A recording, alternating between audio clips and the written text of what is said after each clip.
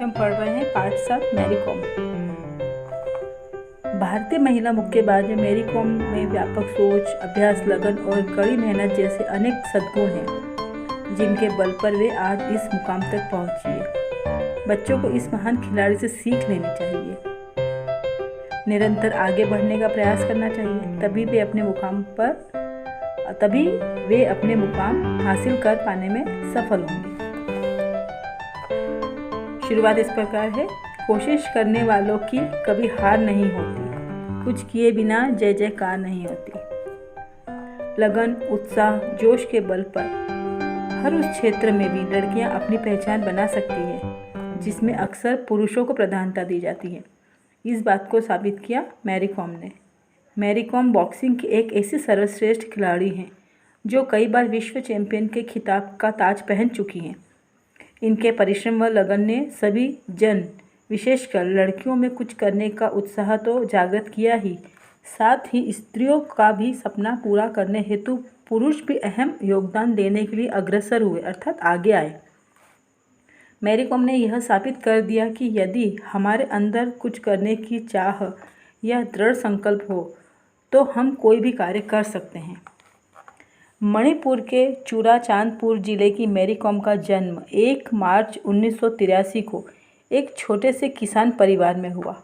बचपन से ही खेलों में दिलचस्पी रखने वाली मैरी कॉम ने एक स्कूली लड़की के रूप में फुटबॉल, हॉकी और एथलीट में खूब नाम कमाया। लेकिन जब मैरी ने वर्ष 1998 में हुए एशियन गेम्स में मणिपुर के ही प्रसिद्ध मुक्केबाज डिंको सिंह की कामयाबी देखी तो उनके मन में भी बॉक्सर बनने की प्रेरणा जागृत हुई। लेकिन उनके पिता की धारणा थी कि बॉक्सिंग लड़कियों का नहीं बल्कि लड़कों का खेल है, अतः वे मैरी के इस फैसले के विरुद्ध थे। वे तो मैरी को एथलीट बनाना चाहते थे, लेकिन मैरी की रुचि एथलीट बनने में जरा भी नहीं थी। वे तो विश्व चैंपियन बॉक्सर बनने का सपना देख चुकी थी।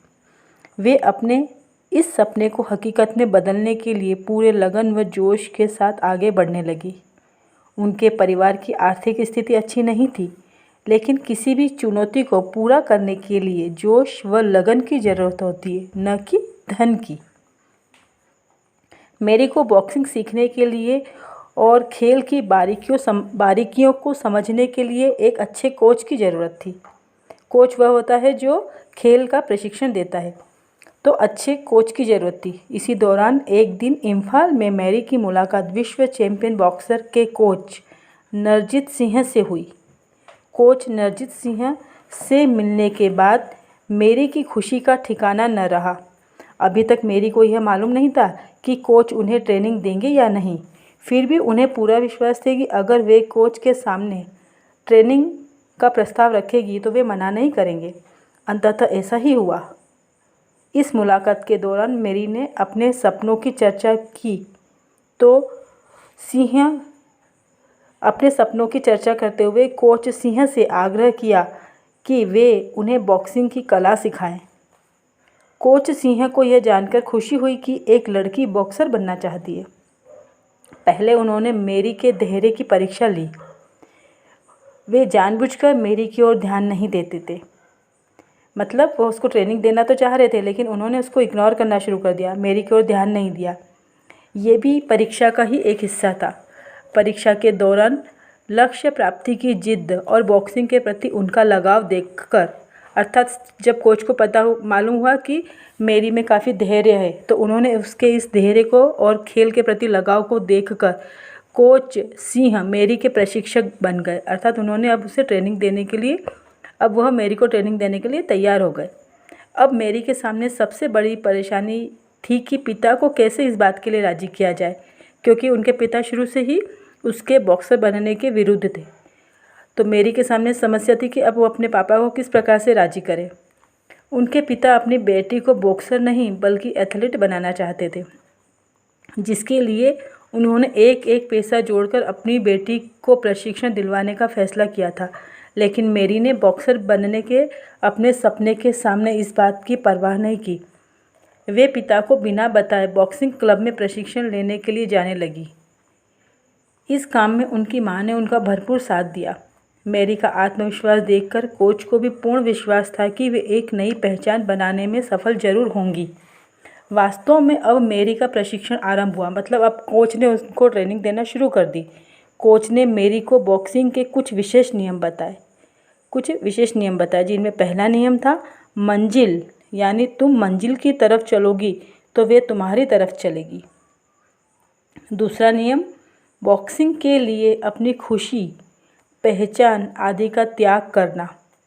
तीसरा नियम एकाग्रता, यानी खेल से ध्यान हटा तो विपक्षी तुम्हारी नाक तोड़ देगा।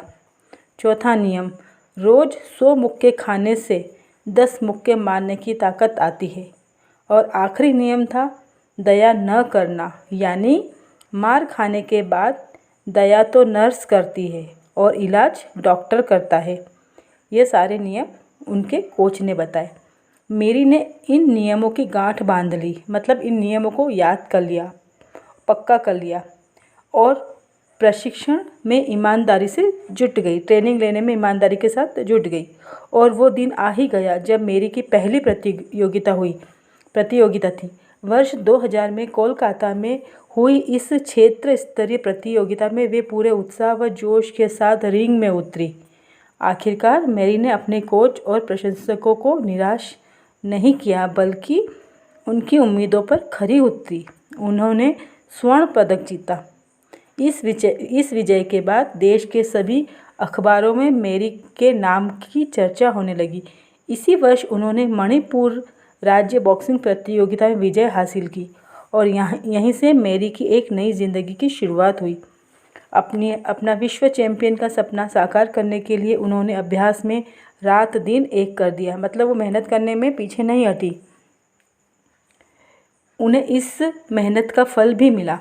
वर्ष 2001 में मात्र 18 वर्ष की उम्र में मैरी का चयन पेंसिल्वेनिया अर्थात अमेरिका में होने वाली विश्व महिला अमरचर बॉक्सिंग प्रतियोगिता में हुआ। हालांकि अपनी पहली विश्व स्तरीय प्रतियोगिता में वे दूसरे स्थान पर रही थी। उन्हें रजत पदक अर्थात सिल्वर मेडल मिला था और इसी से उन्होंने संतोष भी किया, लेकिन वे निराश नहीं हुई। उन्होंने पहले से और ज़्यादा मेहनत की और वर्ष 2002 में तुर्की में होने वाली विश्व बॉक्सिंग प्रतियोगिता में स्वर्ण पदक जीतकर विश्व चैंपियन बनी। अपनी सबसे बड़ी इस जीत के साथ उन्होंने भारत का नाम भी रोशन किया, जिसके बाद उनके आत्मविश्वास को अत्यधिक बल मिला। इस प्रतियोगिता के बाद से तो देश विदेश में हर किसी की ज़ुबान पर मैरी की कामयाबी का जिक्र सुनने को मिलने लगा। इस कामयाबी के बाद जब वे अपने माता पिता से मिली तो उनके पिता को अपने फैसले पर बहुत अफसोस हुआ तथा उन्हें अपनी गलती का भी पछतावा हुआ। अब वे स्वयं देश का नाम रोशन करने के लिए मैरी को प्रेरित करने लगे। इसके बाद तो अपने माता पिता के आशीर्वाद और लगन से दिन प्रतिदिन मैरी बॉक्सिंग के क्षेत्र में आगे बढ़ती रही। देश के करोड़ों लोगों की शुभकामनाओं से मैरी के खाते में पुरस्कार जैसे झड़ी सी लग गई। फिर उसमें हंगरी का विश्व कप हो या नॉर्वे, ताइवान और रूस की चैंपियनशिप, सभी में मैरी का कमाल देखते ही बना। इस खेल की दुनिया में मैरी अपने निजी जीवन को नहीं भूली। उन्होंने वर्ष 2005 में के ऑनलर कॉम को अपने जीवन साथी के रूप में चुना। हालांकि कुछ लोग मैरी के इस फैसले के विरुद्ध थे, मतलब उन्होंने शादी की तो लोग खुश नहीं थे। उन लोगों का मानना था कि विवाह के पश्चात मैरी का कैरियर समाप्त हो जाएगा, वे परिवार, रिश्ते, रिवाज आदि में फंसकर रह जाएंगी। लेकिन मैरी को अपने जीवन साथी पर पूरा विश्वास था कि वे उनके लक्ष्य को प्राप्त करने में उनका साथ देंगे। मैरी का वैवाहिक जीवन सुखपूर्वक आगे बढ़ता गया। समय के साथ साथ मैरी ने जुड़वा पुत्रों को जन्म दिया। मैरी पत्नी व माँ की भूमिका निभाने में व्यस्त हो गई। इस तरह गृहस्थ जीवन के बीच बॉक्सिंग विजेता मैरी का नाम खो सा गया। विवाह के बाद वो घर गृहस्थी में बिजी हो गई, जिसकी वजह से उनकी पहचान धूमिल हो गई। समय तो किसी के लिए नहीं रुकता, अतः समय बीतता गया और धीरे धीरे लोगों की यादों से मैरी का नाम धूमिल हो गया, अर्थात लोगों ने मैरी को भुला दिया कि यह मैरी कौन थी। अंततः एक दिन मेरी के साथ एक ऐसी घटना हुई जिसमें कुछ लोग मेरी को पहचान न सके, मतलब भीड़ में पहुंची होंगी, कहीं गई थी तो उन्हें लोग न पहचान पाए। यहाँ पर मेरी को अपना परिचय देने के लिए मोहताज होना पड़ा, मतलब खुद आगे रहकर बताना पड़ा कि मैं मैरी कॉम हूँ। इस घटना से मेरी ने महसूस किया कि विश्व चैंपियन मैरी कॉम को लोग भूल गए हैं। यह जानकर उन्हें बहुत दुख हुआ और उन्होंने दोबारा बॉक्सिंग के क्षेत्र में कदम रखने का फैसला किया। इस फैसले में उनके पति ने भी उनका पूरा साथ दिया और वादा किया।